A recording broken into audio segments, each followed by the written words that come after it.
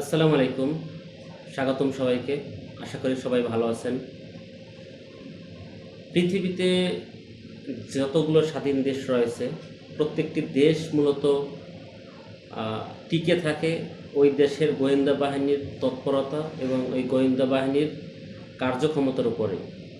বিশেষ করে first world যেহেতু সারা পৃথিবীতে নেতৃত্ব দিয়ে থাকে, যে কারণে প্রত্যেকটি ফার্স্ট ওয়ার্ল্ড তাদের যে সামরিক সক্ষমতা এবং তাদের যে ব্যবসা এবং তাদের যে প্রতিপত্তি, এগুলো ধরে রাখার জন্য মূলত গোয়েন্দা নজরদারি করতে হয় এবং গোয়েন্দা তথ্য তাদেরকে আপ টু ডেট থাকতে হয়। তো আমি এই গোয়েন্দা সিরিজ নিয়ে কথা বলবো। পৃথিবীর সবচেয়ে নামকরা যে গোয়েন্দা বাহিনীগুলো আছে, তাদের সবগুলো নিয়ে আমি কথা বলবো। তার এই ধারাবাহিকতায় আজকে প্রথম পর্ব। আজকে কথা বলবো যে আমেরিকার সিআইএ, সেন্ট্রাল ইন্টেলিজেন্স এজেন্সি, এইটা মূলত সারা পৃথিবীর মধ্যে সবচেয়ে দুর্ধর্ষ একটি গোয়েন্দা সংস্থা। আমেরিকায় মূলত এফবিআই রয়েছে, federal bureau of investigation, NSA আছে, ন্যাশনাল সিকিউরিটি এজেন্সি। কিন্তু এফবিআই এবং এনএসএ কাজ করে মূলত আমেরিকার অভ্যন্তরে, আর সিআইএ কাজ করে মূলত আন্তর্জাতিকভাবে, অর্থাৎ যুক্তরাষ্ট্রের বাহিরে, বহির্বিশ্বে। তো এনএসআই এবং এফবিআই যে কারণে পৃথিবীতে খুব একটা আলোচনায় আসে না। সিআইএ যেহেতু আন্তর্জাতিকভাবে কাজ করে বেশি, যে কারণে সিআইএ বেশি আলোচনায় আসে এবং সিআইএ আলোচনায় আসার বিভিন্ন কর্মকাণ্ড, তাদের নেগেটিভ কর্মকাণ্ড আছে, সেগুলো আমি এখনই আলোচনা করব। তো 18 সেপ্টেম্বর 1947 সালে মূলত সিআইএ প্রতিষ্ঠা হয়। এটা সদর দপ্তর জর্জ বুশ সেন্টার ফর, এটা মূলত ওয়াশিংটনে অবস্থিত। এখন সিআইএ মূলত কেন বেশি আলোচিত, বা সিআইএ এর মূলত কাজ কি? সিআইএ মূলত আমেরিকার সারা পৃথিবীর যে ইন্টেলিজেন্ট তথ্য সরবরাহ করে, এবং সিআইএ মূলত মার্কিন যুক্তরাষ্ট্রের যে প্রেসিডেন্ট, এই প্রেসিডেন্টের অর্ডারে কাজ করে, এবং সিআইএ মূলত সরাসরি প্রেসিডেন্টকে তার ডেটা সরবরাহ করে। অর্থাৎ সিআইএ মূলত প্রেসিডেন্টের যে দপ্তর বা প্রেসিডেন্টের বাইরে কাজ করে না, সরাসরি সে প্রেসিডেন্টের গোপন মিশন পরিচালনা করে, এবং মার্কিন যুক্তরাষ্ট্রের যে ন্যাশনাল সিকিউরিটি, এইটা বিশ্বব্যাপী, এইটা যাতে সমুজ্জ্বল থাকে, এই ব্যাপারে সিআইএ বেশি কাজ করে। তো এখানে সিআইএ মূলত কেন বেশি সমালোচিত?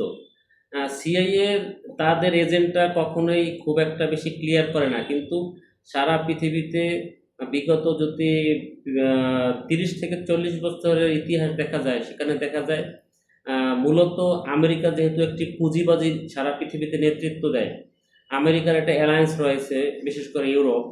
তো সিআইএ মূলত তাদের যে অ্যালায়েন্স, এই অ্যালায়েন্সের বাইরের যে দেশগুলো, বিশেষ করে ওই সমস্ত দেশে তাদের পছন্দের প্রেসিডেন্ট বা প্রধানমন্ত্রী, যদি তাদের বিরুদ্ধে কোনো প্রধানমন্ত্রী বা প্রেসিডেন্ট থাকে, তারা যদি আমেরিকার যে পুঁজিবাদী নীতি, বিশেষ করে আমেরিকার যে ওয়ান ওয়ার্ল্ড অর্ডার, এইটার বিরুদ্ধে যে সমস্ত দেশের প্রেসিডেন্ট কথা বলে, বা আমেরিকার নীতির বিরুদ্ধে যে সমস্ত দেশ বা যে সমস্ত প্রেসিডেন্ট বা প্রধানমন্ত্রী যায়, সিআইএ মূলত তাদেরকে সেই ক্ষমতা থেকে নামিয়ে দিতে পারে। এবং ইতিহাসে এরকম বিভিন্ন এবং অনেক ঘটনা রয়েছে যেখানে সিআইএ বিশেষ করে রাষ্ট্রীয় ভাবে সরাসরি আগ্রাসন চালায়।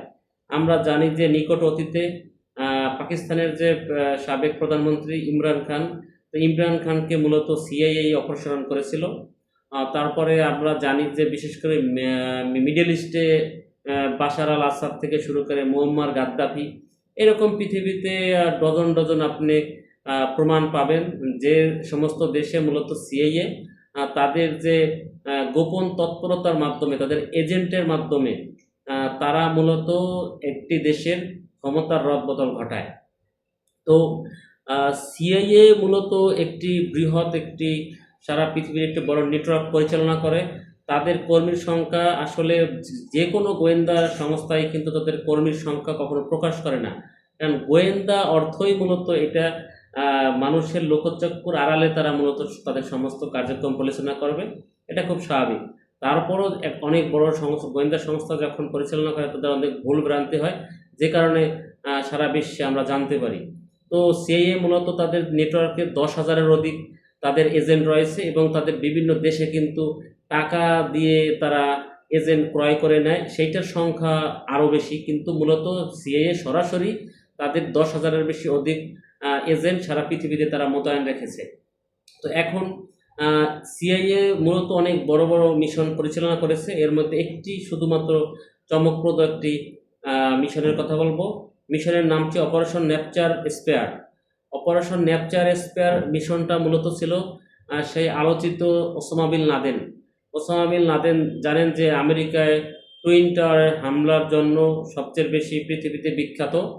তো তৎকালীন সময়ে আমেরিকা একটি বিশাল বড় আগ্রাসন পরিচালনা করে এই টুইন টাওয়ার হামলার উপরে। যদিও টুইন টাওয়ারের হামলা একটি বিতর্কিত বিষয়, সেইটা নিয়ে আমরা কথা বলবো। সেইটা মূলত আমেরিকার একটি পাতানো একটি হামলা ছিল, যেটা তারা ওই হামলার পরে তারা মিডল ইস্টে তারা আগ্রাসন পরিচালনা শুরু করে।